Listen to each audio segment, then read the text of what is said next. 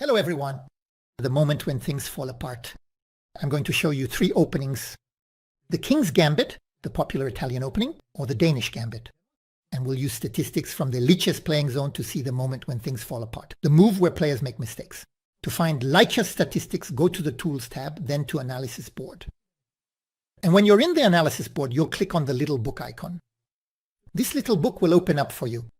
Opening repertoires, so you can choose the master's repertoire, the repertoire of players who played games on Lichess, or your own repertoire.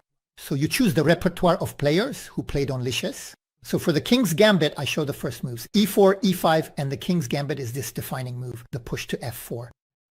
Now before looking at the rest of the variation, I'm going to explain a bit about the ideas behind the King's Gambit. It's an old opening, very dynamic and creative, but it's not played much anymore today, or even at all at the highest level, because it does involve a certain amount of risk, since the f-pawn, which is supposed to defend the king, goes off to battle. But the idea behind f4 is to lure the e5 pawn away from the center in order to later dominate the center.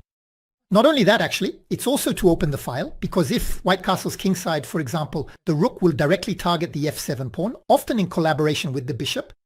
But obviously, as I mentioned, this push to f4 also creates some insecurity for the king. For now, we're not afraid of d4 check right away, because we can play the pawn to g3. And you can see that the top statistical move for players with black is to capture on f4. Against other moves like knight to c6, pawn to d6, or bishop to c5, I recommend playing knight to f3. This reinforces the pressure on the e5 pawn and controls the h4 square so the queen can't get there. And sometimes the knight on f3 will also help you support the d4 push. But let's look at the line where black captures. We see that in 89% of cases, white plays knight to f3. That's normal, it's to prevent the queen from coming to h4. However, I'm going to guide you towards the line with bishop to c4, which is played in only 6% of cases. Yet this line is very interesting. You can see it gives white a 55% win rate. And since it's a rare line, it's possible that black isn't well prepared for it. Let's look at the idea of bishop to c4, which immediately targets the f7 pawn. And we'll see that there will be sacrifices of the bishop on this pawn. Well, in most cases, black plays queen to h4 check. Since knight to f3 hasn't been played, this check is possible. There's no question of playing the pawn to g3, because if it's captured, you wouldn't be able to recapture with the pawn due to the loss of the rook. So we'll move the king to f1. Yes, it's true, the king is no longer castled. But the queen isn't so well placed. She's soon going to face knight to f3. And white will have a development advantage in their piece play. Not only have they diverted the black pawn from the center, while still keeping their own central pawn, but they also have the bishop placed dangerously and the knight that's about to come in. What is the most common response by black on Lichess? It's the move bishop to c5. Black develops a piece and threatens mate on f2. You might say, this move bishop to c5 isn't that great, because you can play d4 and push the bishop back. Yet it's still the most common move. And you see, even if I narrow it down and ask what players rated between 1800 and 2000 played, we see that once again, bishop to c5 is the most common move. So after bishop to c5, of course, you can't play knight to f3, otherwise you'll get mated on f2. So you play d4, the bishop retreats to b6 to always keep an eye on f2. You never know if white might make a mistake at some point by pushing their pawn forward. But knight to f3 is played. Let me go back a bit. Let's imagine that black doesn't play bishop to c5. Anyway, they can't play any move. White will play knight to f3. It's only after bishop to c5 that you can't play knight to f3 right away. So d4, bishop to b6, and now knight to f3. And now the queen has to move. And this is where the first big mistakes can happen in the variation. You see 21% of players make a mistake here and play queen to g4. But if black plays queen to g4, then there's the famous sacrifice on f7. Bishop takes f7 check. And the king can't take because of the fork on a5. The royal fork attacking both the king and the queen. And the discovered attack as well. The queen is also attacking the queen. So after bishop takes f7 check, the king can't take. He should probably move to f8. But we can play h3, attacking the queen, which might try to slip into g3. Knight to c3, we don't even save the bishop. We play knight to c3. And we let black take the bishop, and then black might think now there's no more fork, so they take. But the idea behind knight to c3 was to play knight to e2 to drive the queen away. But the queen has only one square to avoid being caught. That's the g6 square, which allows for a new royal fork. So as you can see, after knight to d3, there's no way to go to g4. But you're going to have players who make mistakes. Here we see that 1 out of 5 players makes a mistake in this position. If the player plays queen to e7, the f4 pawn is hanging, but the queen counterattacks the e4 pawn. So you could play knight to c3 to defend, but the best move is still to take the f4 pawn. We're not afraid of queen to f4 because we have that idea of bishop takes f7 with check. Always the same idea. Whenever there's a bishop targeting the weak pawn, the vulnerable pawn, you have to think about the sacrifice. Because if the king takes, we get knight to g5, the royal fork. And if the king doesn't take, for example, we can play queen to d2, protecting our bishop, and soon we'll play knight to c3 to push the queen back. And black can never take the bishop because of the fork. So we've just seen that moves like queen to g4 and queen to e7 aren't that interesting. So the first move for black here, as you can see at 30%, is queen to f6. We could immediately play a5, but I recommend knight to c3. Knight to c3, the knight is eyeing the d5 square to attack the queen and to support the bishop in recapturing the f4 pawn. So black can play moves like c6 or knight to e7 to try to control the d5 square. We can also see that for black, it's better to play knight to e7 than c6 because c6 gives white a 66% chance of winning, whereas knight to e7 only gives 54%. After knight to e7, we push e5. And here, as in all these variations of the Black-Mardimer gambit we've seen so far, the queen is in trouble, lacking squares. If she comes to c6 to attack the bishop, we simply play queen to e2. And the queen will be exposed to attacks. On top of that, she takes the knight's development square. And we're threatening to win back the pawn on f4. If black plays moves like knight to g6 to defend, then it's terrible. Bishop to d5, and once again the queen is lost in this position. If the queen comes to f5, we can attack her again with bishop to d3. And if she goes to h6 to keep protecting the pawn on f4, that's when things get really interesting. We're going to play g3. The move g3 gives white a 61% chance of winning. Often black will follow up with queen to h3 check, so king to f2. And here, look, 61% of players make a mistake by capturing on g3, which is still very tempting since it's with check. Because if black doesn't take, of course white will recapture. Here the computer says that the two best moves for black are h6 or short castling and to let white take back the pawn on f4. But capture on g3 check, capture on g3, we attack the queen and the queen has only 2 squares to retreat to. If it comes to g4, what do you think we should do? Well, I'll let you pause the video to find the right move. Do you have it? We've seen it in different variations. It's that bishop takes f7 sacrifice that comes back. Bishop takes f7 check. Still with the same idea as when the king takes the knight on g5. But here it's not a fork, but we reveal the queen, which attacks the black queen. The queens are facing each other, and we're going to win the queen. That means that after bishop takes f7 check, the king can't capture, but then we can save the bishop, try to find another move, and the white king's position, which was precarious, is now matched by the black king's position being just as vulnerable. Except that white has an attacking position because they have better development, better coordination of their pieces, and the black queen remains exposed to numerous attacks from the pieces, which can lead to misplacement errors, as we've already seen in many variations. The black queen was getting trapped, caught in forks. So if the queen doesn't go to g4, she only has 1 square left, the f5 square. And here we play g4. Because if the queen takes, we return to the idea of bishop takes f7 check. With knight to g5 again and the queens facing each other, the discovered attack, we win the black queen. So if black understands this, they'll look for a square, but there's only one left for their queen, the g6 square. And here we continue the attack with knight to g5. We're threatening bishop takes f7, forking the king and queen. Do you realize how many forks and attacks on the queen have to be parried in this variation? If the pawn advances to f6, bishop to f7 anyway.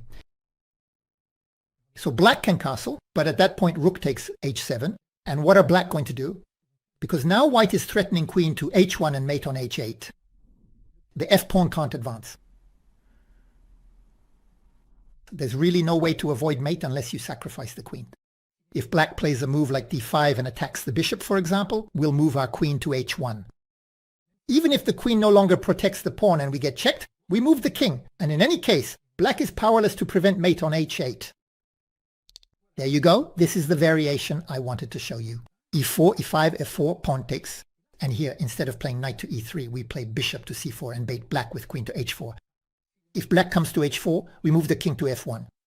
And the idea is to play knight to f3 to push back the queen, to gain development tempo at the queen's expense, and always look for sacrifices on f7 that could lead to forks thanks to the collaboration between the bishop and the knight. Don't hesitate to bring the other knight into play, to advance the pawn to put pressure on the pawn at f4, and you can find quite a lot of play in this opening because it's true, we've lost castling rights, but if you look closely, black isn't developed except for their queen, which is exposed. So it's still risky for black. Now I'm going to show you an Italian opening, a variation of this opening. I'll bring up the little book, the small move library, and we'll look at e4, e5, knight to f3 as an attack. So here, we're not playing f4, the king's gambit, but we're attacking the central pawn with the knight, which is more classical. Knight to c6 to defend, and bishop to c4. The bishop is targeting the pawn on f7, so black can do the same by targeting the pawn on f2. We're in the Italian game. The most popular move here, as you can see, is c3. This is to prepare the d4 push. If it's captured, we recapture with the pawn. Black plays knight to f6 to attack the e4 pawn and try to take advantage of the fact that the knight on b1 isn't on c3 to defend. But the c3 pawn is there to support the d4 push. So capture on d4, capture on d4. Bishop to b4 check. As you can see at 78%, it's the most played move. Knight to c3. We develop and leave the e4 pawn. So black takes, and here, the best move for white, with a 53% win rate for white, while the other lines are rather negative for white, is to castle kingside. So we've lost a pawn and let black take a second one. But all of this, of course, comes at the expense of black's development. So the best move for black is to capture with the bishop. That's what we're going to look at, by the way. If black recaptures with the knight, we take back. And if the bishop takes, black is being too greedy. Because here, in this position, white can play bishop to a3. We're going to have this pair of bishops, which will be very, very harmful, very dangerous. If the black bishop still wants to take something, there will simply be rook to e1 here. And the knight has to move. After that, white can capture, and you can see that the queen will be lost. And the attack on the king is actually terrible. So after bishop to a3, black shouldn't take the rook. Maybe they can play d6 to block the bishop. But at that point, there's a simple move. Rook to c1. We're attacking the bishop. If it doesn't want to be captured, it has to go to a5. Because bishop to b4 exposes itself to a simple exchange, and with the knight unprotected, the king exposed, queen to e1, that's a fork. So the bishop has to go to a5. And now we play queen to a4, and it's over. Black is going to lose a piece. Because there's the pin, so we're threatening the d5 push. But even if black blocks this pin problem, the d5 push still wins a piece. Because the knight could certainly move if there's no longer a pin, for example, if black plays bishop to d7. But the bishop would actually be better protected. So in this position, we understand that knight takes, pawn takes, bishop takes. That's too greedy for black. There will be bishop to a3 and too much play for white. So usually black plays bishop takes c3. You might think you have to recapture, but if you do, you'll still be a pawn down and black will mainly play d5 to attack the bishop and block the d4 pawn. So you have to play d5 yourself preemptively beforehand. We haven't recovered the piece yet, but we will, because both the knight and the bishop are under attack anyway. Black can bring the bishop back to f6. In that case, you have to play rook e1, and even though the statistics here favor black, the position is actually quite equal if you look a bit further. I can show, by the way, after bishop f6, you play rook e1 to attack the knight, the other one is attacked, so knight e7, you recapture the e4 pawn, black can play d6, and then bishop g5. And you see, white is a pawn down, but they still have a lot of attacking chances. We're threatening to take, to break through. If they take, we recapture with the knight, and we can get an attack going with the knight. The rook, the queen can come in, sometimes the bishop too. It's not that easy for black to defend. So as we were saying, bishop to f6 is still the best move for black, but here a lot of players will play knight to f5, thinking that if the knight is taken, the bishop can recapture, and that the knight is attacking the bishop here. We take the bishop, the black knight recaptures on c4, and now we play queen to d4, attacking both knights, but there's a hidden threat that shouldn't be forgotten. We're attacking the g7 pawn. And actually the real threat is the g7 pawn, because for now black has an extra piece. So they might want to keep it, but keeping it is a mistake here. But you can see that 49% of players will play knight to d6 to keep their piece, losing the g7 pawn. And that's a mistake. Here the computer actually recommends f5 or castling short, but above all, not saving the piece. And here, half the players, 49%, save the piece. If the knight comes to d6, we take on g7 now. Now we're attacking the rook, and the attack is devastating. Even though black is up a piece, they might play queen to f6 to try to trade queens and calm things down. But trading queens here is disastrous. Look, rook to e1 check, so the king will have to go to f8. If he goes to d8, I suppose bishop to g5 is also devastating in this position. And actually, after knight to e8 to try to defend, we could play rook takes knight check, which he can't recapture. Rook takes, bishop takes f6 check, rook to e7, and then we bring the rook back. So in this position, after rook to e1 check, it's king to f8. But bishop to h6 check, so king to g8. And here, you might think there's no mate. e8 is doubly defended, and black is up a piece. Yet they're completely lost now. Rook to e5 threatens rook to g5 mate. So black can still play knight to e4 so that the knight covers g5 and the other covers e8. It seems to hold. But they're going to get mated knight to d2. If the knight takes, then the g5 square is available and it's mate. Black can play d6, but then we take the knight. If black takes the knight on e4, we have mate on e8. And if black takes the rook, we have mate on f6. So in this line, e4, e5, knight f3, knight c6, bishop c4, bishop c5. We're in the Italian game. c3 is classic to support d4. Knight f6 is just a standard. d4 takes, bishop b4 check. We block with knight c3. We have the strong center. Black will take the pawn on e4, short castle. And if black plays knight takes, pawn takes, bishop takes, we know that bishop a3 gives too much play. Thank you. For white, so the best move for black is to play bishop takes c3. Here you shouldn't recapture right away because d5 will stabilize the position in black's favor. It's better to play d5 ourselves. And if the knight comes to e5, we saw that bishop f6 allowed black to get an interesting position. But often knight e5 is played. You can see that 23% of players still play knight to e5. And after all, on bishop f6, even though the statistics favor black, as I told you and showed you, it's actually not that clear. So after knight e5, here you take the bishop. He plays knight takes c4, queen to d4. And here half of the players will play knight to d6 and leave the g7 pawn. And here it's a strong attack. We've seen that queen to f6 can happen. Queen takes, knight takes, rook to e1 check. The best move for black is actually not to move aside, not to go to d8 or f8. You have to accept putting the knight back on e4. We often don't want to play this move because we think there will be knight to d2 attacking, then the push to f3.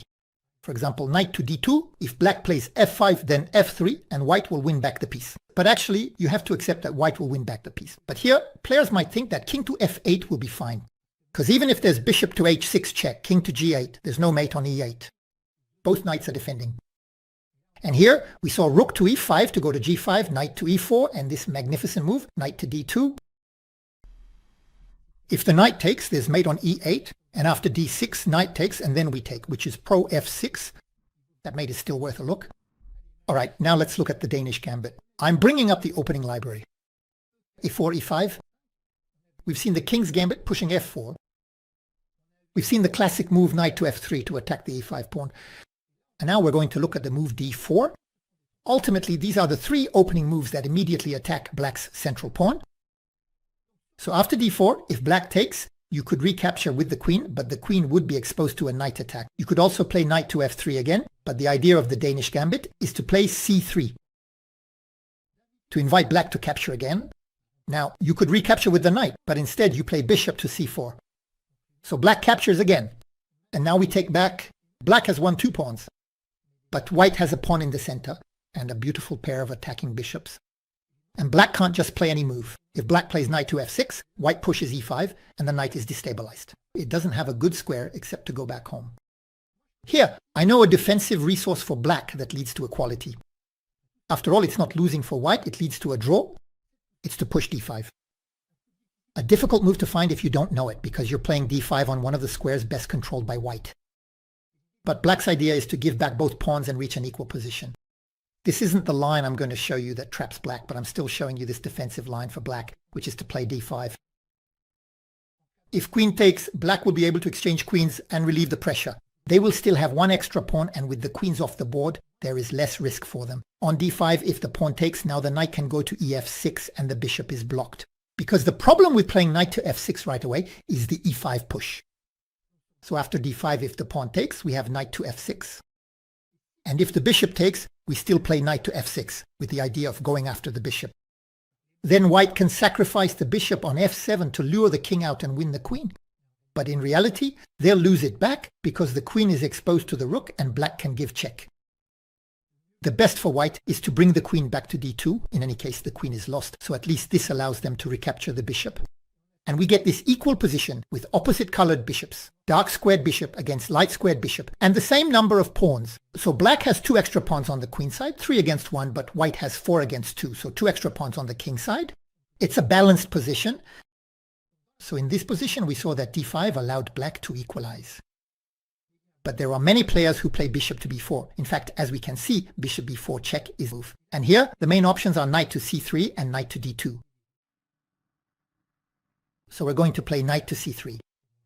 Black plays knight to f6, and we see several moves. A 5 to chase the knight, this push to a 5. But black could now have the counter push d5, since the knight on c3 is pinned. There's also bishop takes f7 check, king takes, and then queen to b3 check, but those d5 pushes will always come. It's interesting. These are the main moves. But I'm going to guide you toward a rather rare move, knight to a2. Only 16% of players choose it, yet white wins 61% of the time. So in the end, it's quite a rare line, which can trap black. Here, we leave the pawn on e4. Now black doesn't have to take it. They can castle short, after which we also castle short. And as you can see, it's slightly better for white. In reality, these positions are close to equal. White is down a pawn, but has a lot of initiative, especially with this pair of bishops aiming toward the king side. And if black takes on e4, we castle. And you see this capture on e4, 30% of players still go for it as black, but they're going to run into serious trouble, because in reality, it's completely losing now. Look at the analysis gauge, the evaluation bar on the right side of the board. It's now completely winning for white. We castle kingside. For example, knight takes. We recapture with the knight, kingside castle. And the counterattack is about to begin. Knight to d5. And now the black king can't be saved anymore. The knight attacks the bishop. We have the pair of bishops aiming toward the king side, and the queen is going to come to g4 for the attack. For example, if black plays f5, that's the main move. Queen to g4 comes in, threatening mate. How can mate be avoided? The only moves are f6 or g6. But the drawback of f6 is that it opens up the bishop's diagonal. So we might consider knight takes f6 check, but actually knight to e7 is better. Double check forces the king to go to h8. And why did we choose the e7 square? To play knight to g6 check. Since the bishop controls the g8 square, it forces the pawn to capture, opening the file, and we checkmate with queen to h4. So after queen to g4, as you understand, we can't play f6 and open the diagonal for the light squared bishop. So we'll play g6, but that opens the diagonal for the dark squared bishop. Knight to f6 check. He can capture, but he'll lose the queen. King to g7. Queen to h4, threatening queen to h7 mate. If pawn to h5, we capture with the knight, since that would be check. In fact, that would be a double check. And after rook to h8, we play knight to g4. Check. And we're attacking the queen. If the pawn advances, we have a queen sacrifice motif, with crossfire along the diagonals. And if the king goes back to g8, we take the queen, he brings back the bishop, and knight to h6, checkmate. The bishop controls, the knight attacks, and the bishop is pinned. There you go, I've shown you a few opening variations. Of course, opponents aren't obliged to fall for it, but as we've seen, there's still a certain percentage of players who do. And even if your opponents don't fall for it, we've seen that there are several attacking ideas. This allows you to have different plans to try to put pressure on your opponent. I hope you found this video interesting, looking at the variations and basing ourselves a bit on Lichess Statistics to see in the end what mistakes players actually make. If you enjoyed it, you can give me a thumbs up, leave comments, share the video, and support the channel. We'll meet again soon for new adventures on the chessboard. Goodbye, everyone.